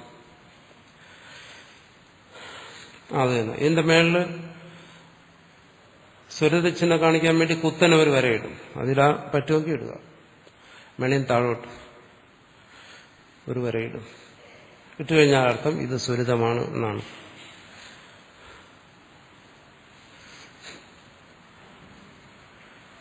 നടക്കുമോ? പ്രയാസമായിരിക്കും. ഇതായി അതെ നായുടെ മേളിലിട്ടിരിക്കുന്ന പോലെ അതിനെ കോപ്പി ചെയ്ത് അങ്ങോട്ട് പേസ്റ്റ് ചെയ്താൽ മതി. കായുടെ മേളിൽ ആ വർണ്ണത്തെ മാത്രം. അതുപോലെ തന്നെ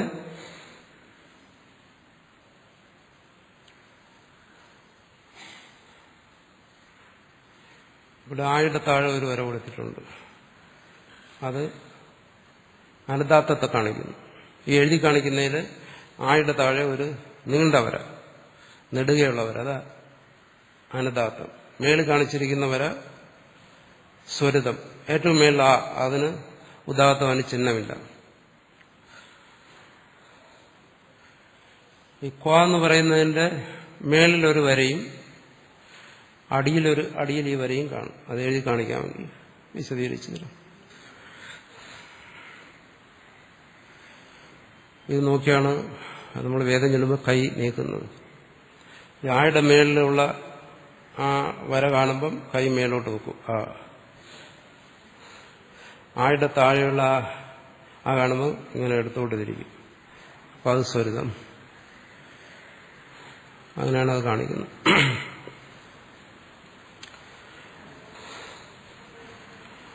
അപ്പോ ഇപ്പൊ ക്വ എന്ന് പറയുന്നതിൽ ഒരു അകാരമുണ്ട്. അകാരം അച്ചാണ്. അതിവിടെ എന്ന് പറയുന്നത് സ്വരിതമായിട്ടാണ് ഉച്ചരിക്കുക. ഉച്ചരിക്കുക എന്ന് പറഞ്ഞാൽ ആ അകാരത്തിന്റെ അതിനെ നമ്മൾ നമ്മുടെ സങ്കല്പം കൊണ്ട് രണ്ടായി വിഭജിച്ചാൽ അതിന്റെ പൂർവ്വഭാഗം ഉദാത്തവും ഉത്തരഭാഗം അനദാത്തവുമാണ്. അതുകൊണ്ട് അവിടെ എന്ത് ചെയ്യും? ക്വാന്ന് എഴുതിയിട്ട് മേളിൽ നെടുക ഒരു വര കൊടുക്കും. അതുകൊണ്ട് അത് സ്വരിതമാണെന്ന് മനസ്സിലാക്കണം. എന്നിട്ട് അതിന്റെ അടിയിൽ നീണ്ട ഒരു വര കൊടുക്കും. അതുകൊണ്ട് മനസ്സിലാക്കണം അതിന്റെ ഉത്തരഭാഗം അനദാത്തമാണ്. അത് മനസ്സിലാക്കാൻ വേണ്ടി പറഞ്ഞു എന്നേ ഉള്ളൂ. അപ്പോൾ അതിൽ മനസ്സിലാക്കേണ്ട ഒന്ന്, ഈ സ്വരിതം എന്ന് പറയുന്നത് സ്ഥാനത്തെ ആശ്രയിച്ചല്ല പറയുന്നത്. ഏതൊരു വർണ്ണത്തിലാണോ അകാര ഇകാര ഉകാര തുടങ്ങിയ വർണ്ണങ്ങളിൽ ഉദാത്ത അനുദാത്ത വർണ്ണധർമ്മങ്ങൾ ഒന്നുചേരുന്നത് സമാഹ്രിയതേ, എത്ര സമാഹരണം, എവിടെയാണോ സമാഹരണം സംഭവിക്കുന്നത്, ഏത് വർണ്ണത്തിലാണോ അവിടെ സ്വരിത ധർമ്മമുണ്ട്. മറ്റങ്ങനെയല്ല, അവിടെ വിശേഷിച്ച് എണ്ണം ആവശ്യമുള്ളതുകൊണ്ടാണ് അതിന്റെ എന്തൊക്കെ മാറ്റങ്ങൾ സംഭവിക്കുന്നു എന്ന് പറഞ്ഞത്. ഇവിടെ സ്വാഭാവികമായിട്ട് വളരെ ഫ്രീ ആയിട്ടിരുന്നുകൊണ്ട് നമ്മൾ എന്ന് പറഞ്ഞു കഴിഞ്ഞാൽ അവിടെ വിശേഷിച്ചൊന്നും സംഭവിക്കുന്നില്ല, അത് സ്വരിതമാണ്. പക്ഷെ നമ്മുടെ ഉള്ളിലുള്ള ഈ സ്ഥാനങ്ങളെയൊന്നും സ്പർശിക്കാതെ ശബ്ദത്തിന് പുറത്തു വരാൻ പറ്റില്ല. അപ്പൊ സ്വാഭാവികമായിട്ട് ഇത് മുകളിൽ താഴെ എന്നുള്ള ഭേദം കൂടാതെ വരുന്നുണ്ട്. രണ്ടിന്റെയും സ്വഭാവം അതിൽ കാണിക്കും. അതുകൊണ്ടാണ് പൂർവ്വഭാഗം ഉദാത്തമെന്നും ഉത്തരഭാഗം ഇതിനെ അനുദാത്തമെന്നും പറയുന്നു. ഇതിനാണ് ഇവിടെ പറഞ്ഞത് സ അച്ച്, ഏതൊരച്ഛനാണോ പരസ്യം ദീർഘം പ്ലുതം എന്ന് 3 സംജ്ഞ കിട്ടിയത് അത് ഓരോന്നും ഉദാത്താദി ഭേദേന ത്രിധ എന്ന് പറയുമ്പോൾ നമ്മളതിനെങ്ങനെ പറയും? ആദ്യം ഹ്രസ്വത്തെ എടുക്കുക, അതിൽ 3 ഭേദം, അതിനെങ്ങനെ പറയും? ഹ്രസ്വ ഉദാത്തം, ഹ്രസ്വ അനുദാത്തം, ഹ്രസ്വസ്വരിതം. ഇത് നിങ്ങൾ കാണാതെ പഠിക്കുകയൊന്നും വേണ്ട, അങ്ങനെ പഠിച്ച് ചെയ്യേണ്ട ഒരു ആവശ്യം ഇവിടെ വരത്തില്ല. അറിഞ്ഞിരിക്കുക, അത്രയേ ഉള്ളൂ. ഇനി അറിഞ്ഞില്ലെങ്കിലും ഇവിടെ നമുക്ക് പ്രശ്നമൊന്നും വരത്തില്ല. ചില ഇത് കാണുമ്പോൾ തന്നെ പേടിച്ചു. അപ്പൊ ആ എന്ന് പറയുന്നതിൽ ഈ 3 ഭേദം വരും. ഇനി ആയെ തന്നെ എടുക്കുക, അതിന്റെ ദീർഘത്തെ എടുക്കുക, അതിൽ 3 ഭേദം വരും. ദീർഘ ഉദാത്തം, ദീർഘ അനുദാത്തം, ദീർഘ സ്വരിതം. ഇനി നേരത്തെ പറഞ്ഞ ആയുടെ പ്ലുതത്തെ എടുക്കുക, അതിലും 3 ഭേദം വരും. ദീർഘ ഉദാത്തം, ദീർഘാനുദാത്തം, ദീർഘസ്വരിതം. അപ്പോൾ ഇവിടെ എന്തായി? 3 3 6 3 9 ഭേദം വന്നു. ആ എന്ന് പറയുന്ന ഒരു വർണ്ണത്തിന് 9 സംജ്ഞ വന്നു. ഈ 9 സംജ്ഞ വന്നു എന്ന് പറഞ്ഞാൽ നിങ്ങൾ ധരിച്ചു കളയരുത് ആ 9 രീതിയിൽ ഉച്ചരിച്ചു കളയുന്നു. അതൊന്നും ആർക്കും സാധിക്കുന്ന കാര്യമാണ്. ചിലർ പറയും ഉച്ചരിക്കുമെന്നൊക്കെ, ചിലർ ഉച്ചരിച്ച് കേട്ടിട്ടുണ്ട്. കേട്ട് കഴിഞ്ഞാൽ നമുക്ക് ചിരി വരും. കാരണം ഒന്നും തോന്നത്തില്ല, എല്ലാം ഒരുപോലെയാണ്. ചിലർ പഠിപ്പിക്കുന്ന ചിലരൊക്കെ ഞാൻ ഉച്ചരിക്കും ഇപ്പോൾ ഇതിനെ 9 പറയും, എന്നിട്ട് 9 ഉച്ചരിക്കും. സത്യത്തിൽ അത് കേട്ടപ്പോൾ എനിക്ക് ചിരി വന്നു. എന്നോട് ചോദിച്ചു എന്താ ചിരി? ഞാൻ പറഞ്ഞു ഞാൻ 1 കേട്ടുള്ളൂ, പിന്നെ ഞാൻ 9 എന്ന് പറഞ്ഞാൽ അങ്ങനെ. വ്യത്യാസം നമുക്ക് മനസ്സിലാവും. എന്താണ് ഹ്രസ്വം ദീർഘം പ്ലുതം, ഇത് നമുക്ക് വ്യക്തമായി മനസ്സിലാവും. വേറൊന്നും തിരിച്ചുച്ചരിക്കാനൊന്നും സാധ്യമല്ല. പക്ഷെ ഇതൊരെന്താണ്, ഒരു ടെക്നിക്കലായി അങ്ങനെ പറയുന്നു, ഇങ്ങനെ ചെയ്യാം, അങ്ങനെ ഒരു സാധ്യതയുണ്ട്, ഒരു സാങ്കല്പികമായ വിഭജനം എന്നുള്ളതേ ഉള്ളൂ. പിന്നെ നമുക്ക് വേർതിരിക്കാമെന്നുള്ളത് അതൊന്നും ആവശ്യം വരുന്നതല്ലെങ്കിൽ അനുനാസികം. പങ്ങ അത് വ്യക്തമായിട്ട് ഉച്ചരിക്കും.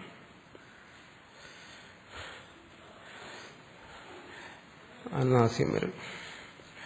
ഹ്രസ്വം ദീർഘം പ്ലുതം പിന്നെ അനുനാസ്യം. ഇതിൽ കൂടുതലൊന്നും നമുക്ക് ഉച്ചരിക്കാൻ വ്യക്തമായി സാധാരണ ഉച്ചരിക്കാൻ പ്രയാസമാണ്. എന്നാലും ഇപ്പൊ തന്നെ എത്രയായി? 9 ആയില്ലേ? 3 3 6 3 9. ഇതിനെ മൊത്തം അനുനാസികമൊന്നും അനുനാസികമല്ലാത്തത് എന്ന് പറയുമ്പോൾ പിന്നെ ഇത് 18 ഈ ലഘു സിദ്ധാന്ത കൂലിയൊക്കെ പഠിപ്പിക്കുന്നവർ 18 ഭേദം ഉച്ചരിച്ചു കളയും.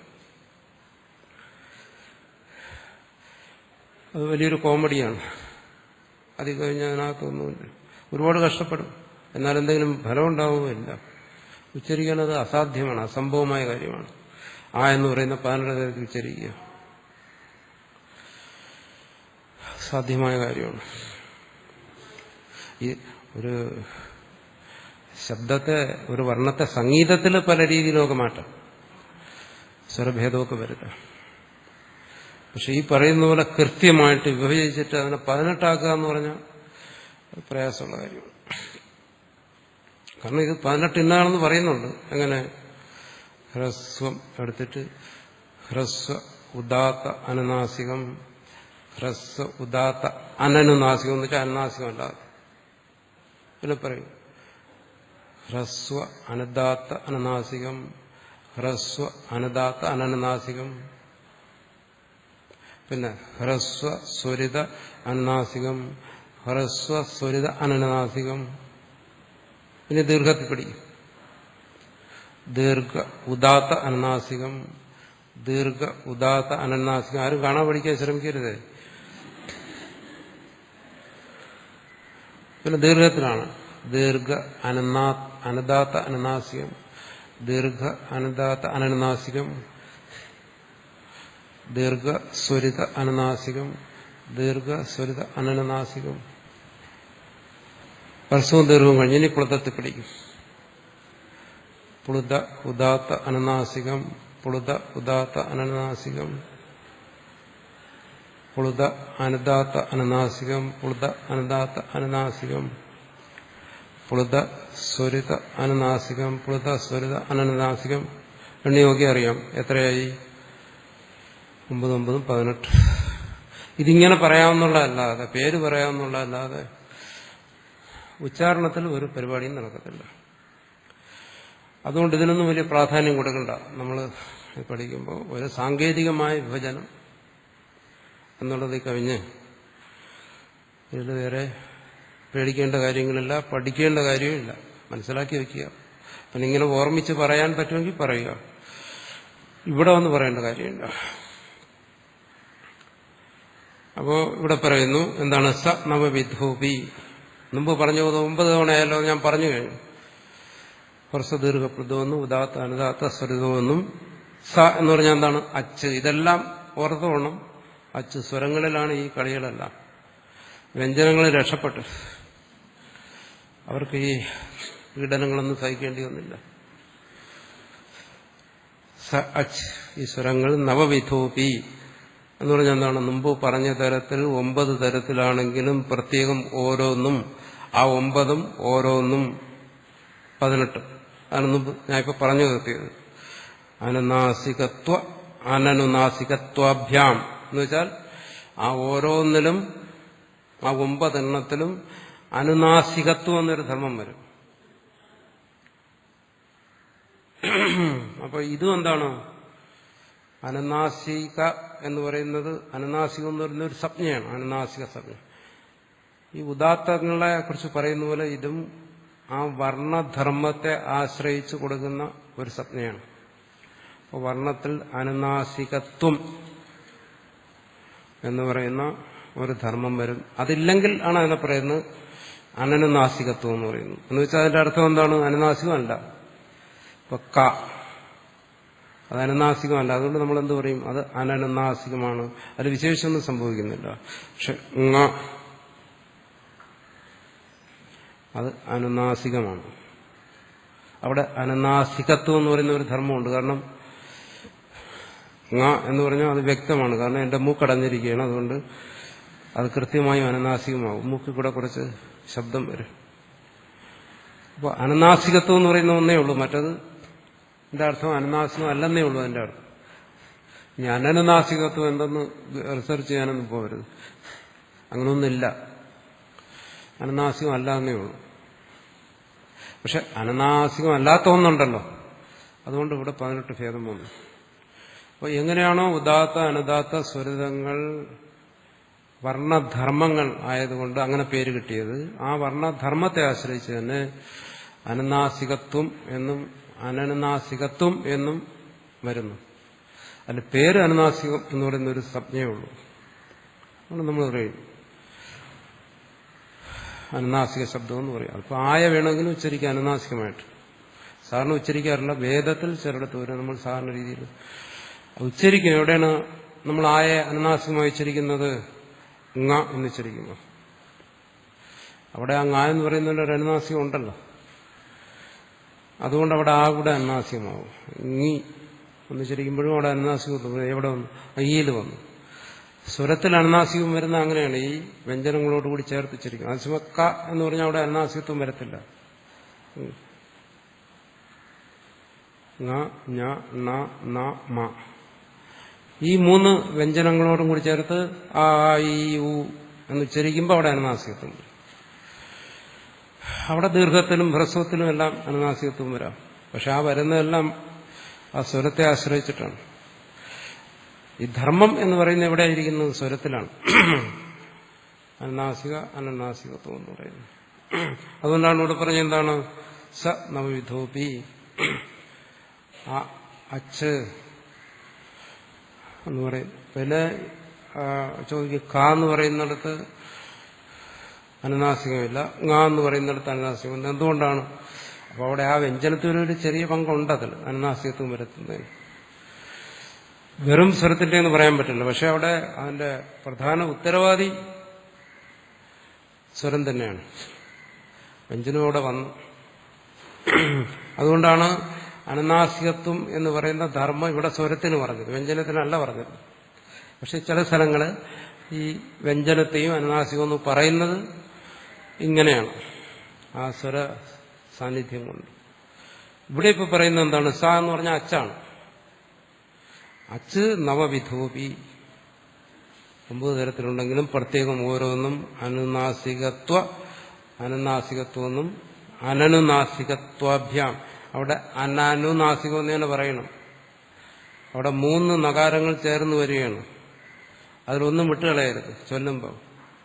പലരും ഇത് പഠിച്ച് പഠിച്ചു ചൊല്ലുമ്പോൾ ചിലർക്ക് 1 കാണും, ചിലർക്ക് 2 കാണും, 3 കഷ്ടിച്ച ചിലരയിലേ കാണത്തുള്ളൂ. അതുകൊണ്ട് പ്രത്യേകം പറയുന്നു അനനുനാസികത്വാഭ്യാം. 3 നകാരം ചേർത്ത് തന്നെ വെച്ചിരിക്കണം. ദ്വിധ 2 തരത്തിലുണ്ട്. അപ്പൊ ഇവിടെ ഉദാത്ത അനുദാത്ത സ്വരിത സംജ്ഞകളെ വിധിച്ചതുപോലെ ഇനി അനുനാസികത്വ സംജ്ഞയെ വിധിക്കുന്നതാണ് അടുത്ത സൂത്രം. ഇന്ന് പഠിച്ച ഈ സംജ്ഞകളെ കുറിച്ചെല്ലാം നമ്മൾ സാമാന്യമായി ധരിച്ചിരിക്കുക. നമുക്ക് സന്ധിയിലൊന്നും അതിന്റെ ആവശ്യം വരത്തില്ല.